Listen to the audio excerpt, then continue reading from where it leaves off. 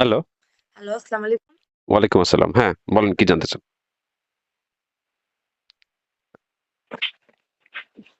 শুনতে পাচ্ছেন? হ্যালো।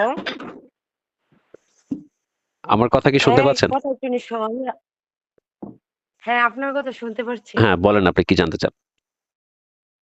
হ্যাঁ, আমার একটা ছেলে মানে আরো কমপক্ষে ১ মাস আগে মানে ও বিলাই ধরছিল। বিড়ালের বাচ্চা আরকি।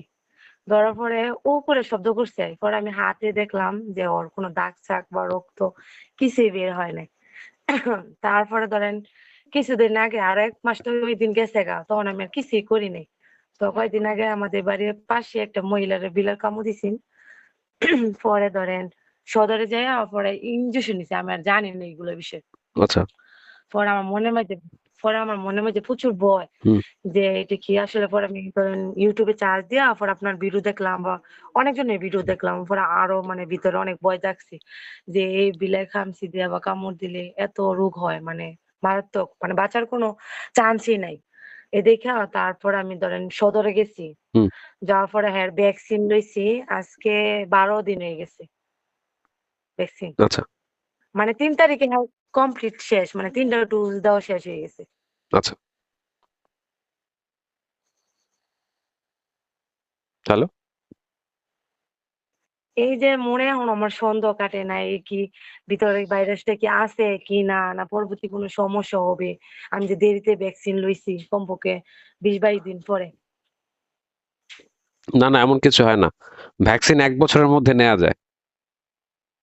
ধরেন কামড়-আঁচড়ের পরে কেউ যদি ১ বছরও ভ্যাকসিন না নেয়, হ্যাঁ, শুনতেছেন? হ্যাঁ শুনতেছি স্যার। ১ বছরের মধ্যে যদি ভ্যাকসিন না নেয়, কোন কারণে ধরেন এই যে একটা বিষয় মানে এই বিষয়টার গুরুত্ব আপনি জানতেন না। যেমন এটা আপনি জানেনই না, যেটা যে এত মারাত্মক। আপনি জানছেন, আবার না অনেক আমি ক্ষেত্রে জানি না। অনেক ক্ষেত্রে হ্যাঁ, টিকার সাপ্লাই থাকে না।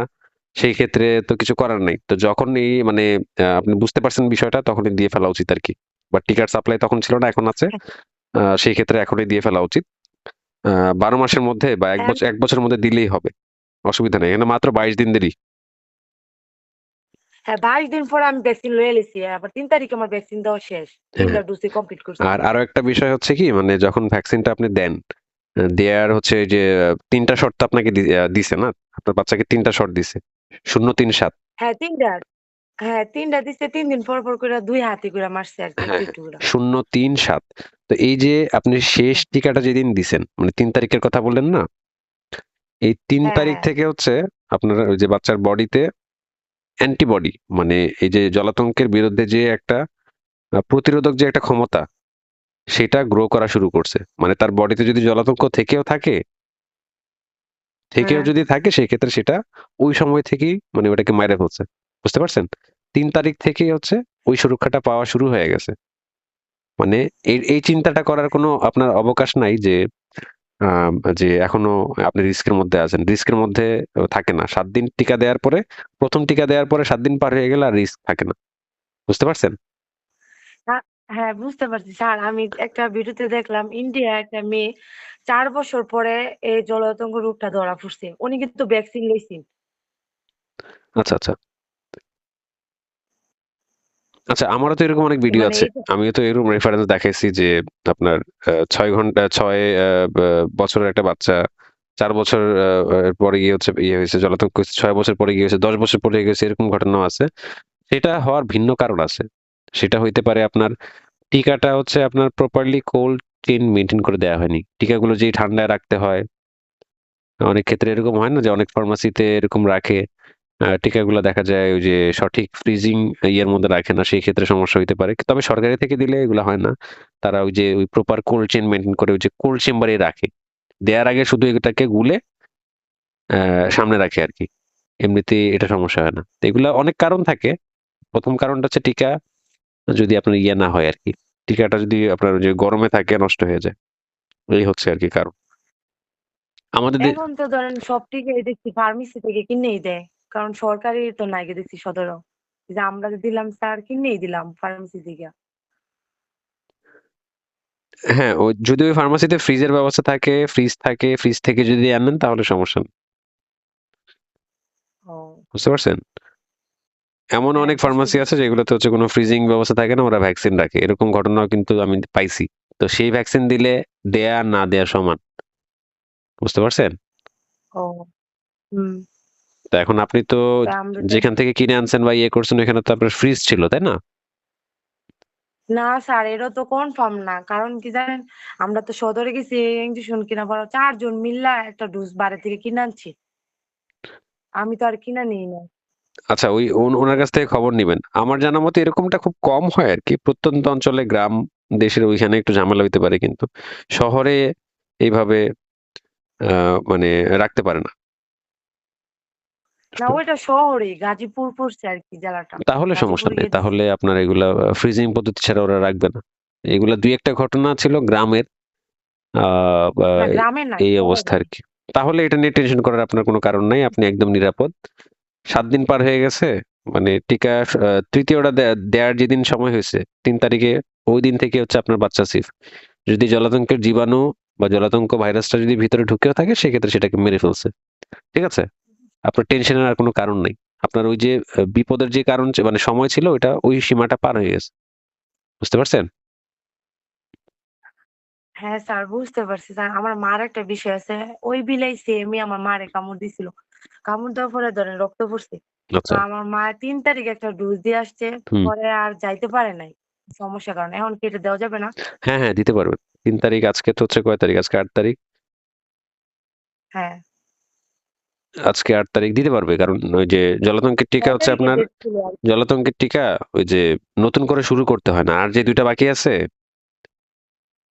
হুম। ওই ২ টা দিতে পারবেন। বা ওইখানে গেলে মেডিকেল অফিসারের সাথে কথা বললে তারা এই ডোজটা হচ্ছে অ্যাডজাস্ট করে দেবে। এটা কোনো সমস্যা নেই। বুঝতে পারছেন? ও আর যদি ওই ৩য় টা না আচ্ছা দেয়া, স্যার ৩য় টা তো আর দেয়া গেল না। ৭ম, ২১, ২৮ এভাবে দিতে পারে। আপনি ওখানে গেলে ওরা ডোজটা অ্যাডজাস্ট করে দিবে। সমস্যা হবে না। বুঝতে পারছেন? আচ্ছা স্যার আমার ছেলেকে তো ধরেন ৩ টা ডোজ দিছে। এর ১ম ডোজটা মানে ও কান্নাকাটি করতেছিল তো লড়া লেগে একটু ডোজ চইলা গেছে গা বারটা। তো এখন কি এটা কোনো ইয়ে আছে স্যার? বেশি বের হয়ে গেছিল? হ্যাঁ, আমি একে টের পাইছি। আমি বলতেছি, "ম্যাম হ্যাঁ, তো মানে একটুখানি ঢুকছে না।" পরে কইতেছে কি, "এমনি হবে, এমনি হবে।" সদরে তো নার্স মানে এত আর ভালো আচরণ করে না। হুম। হ্যাঁ, হ্যাঁ। আ মানে আমার একটু সন্দেহ হইছে যে ১ম ডোজটা হ্যাঁ, একটুখানি মানে বাইরে চলে গেছে আরকি। আচ্ছা, ২ টা শট যদি ঠিকমতো দেয়া হয়, ২ টাও যদি ঠিকমতো দেয়া হয়,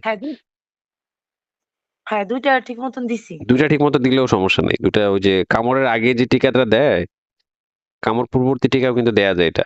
এটা কামড় খাওয়ার আগেও কিন্তু নেয়। ওই যে যারা হচ্ছে ভেটেরিনারি ডাক্তার বা যারা এগুলো নিয়ে কাজ করে, দেখা যায় এই যে প্রাণী নিয়ে কাজ করে না, এরকম আছে না? স্পট ট্রিটমেন্ট দেয়। ওরা কিন্তু আপনার ওই যে আগেই ইয়ে করে। আগেই হচ্ছে টিকা দিয়ে নেয়। এই যে আমি আপনাকে রেফারেন্স পাঠাইছি ওটার মধ্যে লেখা আছে দেখেন।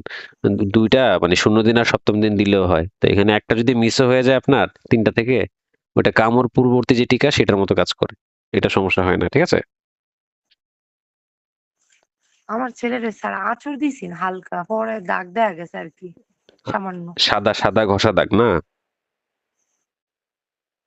আমি তখন তার রক্ত দেখি নাই সাথে কিন্তু কয়দিন পরে একটা দাগ দেয়া যায় আরকি সাদা। আচ্ছা, আচ্ছা। সেই ক্ষেত্রে দিছেন, ভালো করছেন। সাদা ঘষা দাগ পড়লেও দেয়া লাগে। টিকা দেওয়ার নিয়ম আছে। সমস্যা নেই। হ্যাঁ। তাহলে আপনি আর নিশ্চিন্তে এখন কি থাকেন। এর কোনো সমস্যা হবে? না, না, কোনো সমস্যা নেই। আপনি নিশ্চিন্তে থাকেন। ২ টা শট ঠিকমতো হইলেও হয়। আল্লাহ! আর ঠিক বাচ্চাদের হবে। ক্ষেত্রে এরকম ওই টুকিটাকি ওরা একটু নাড়াচাড়া করে, একটু মানে এদিক সেদিক হয়। এগুলো অসুবিধা হবে না। এটা যারা টিকা দেয় তারাই ভালো করে চেক করে ইয়ে করে, অসুবিধা নাই। যদি একবারে টোটালি বের হয়ে যেত ওরা আবার দিয়ে দিত। হয়তোবা সবটা ইয়ে হয়নি, একটু হয়তো ইয়ে হইছে। এটা এমন সমস্যা হবে না। ঠিক আছে? হুম। আ আ এখন স্যার কোনো চিন্তার বিষয় নাই না? না, না, কোনো টেনশনের কারণ নাই। কারণ ওই বিপদসীমা পার হয়ে গেছে। ওই বিপদসীমা আ আপনার ওই যে ৩ তারিখ পর্যন্ত ছিল। টিকা যখন শুরু করছেন তার আ দিন থেকে ৭ দিন ইয়ে ছিল। ৭ দিন যখন পার হয়ে গেছে ওই সময় থেকে আর এটা ধরা হয় না আরকি। মানে ওই সময়টা মানে ওই বিপদটা কেটে গেছে। ঠিক আছে? হুম।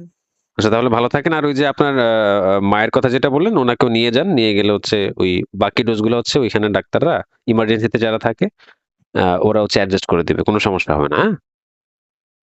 আচ্ছা স্যার, এই নিয়ে জানার জন্য ঠিক আছে, আরকি। তাহলে ভালো থাকেন। আজকে আপনাকে বিদায় জানালাম। ওকে। আচ্ছা, ওকে।